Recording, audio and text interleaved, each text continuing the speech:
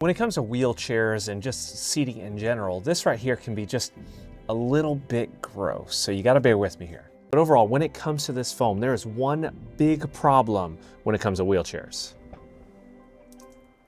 It retains moisture. If you know anything about sitting down for a long period of time in a wheelchair, especially in something like a long-term care facility, that moisture is gonna seep into this foam regardless of if you've got an incontinence barrier or anything in between that. And what that's gonna do is have bacterial buildup right inside these little pores here.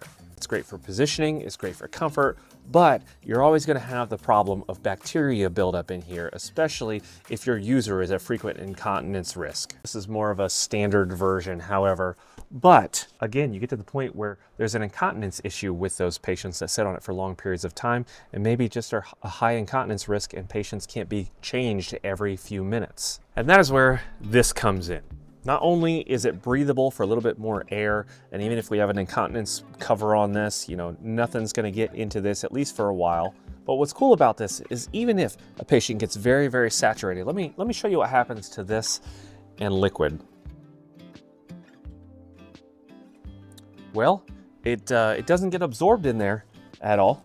But one of the things that you can do with this is when you take the cover off, you can put that cover in the wash, so that does get washed a little bit better than foam. But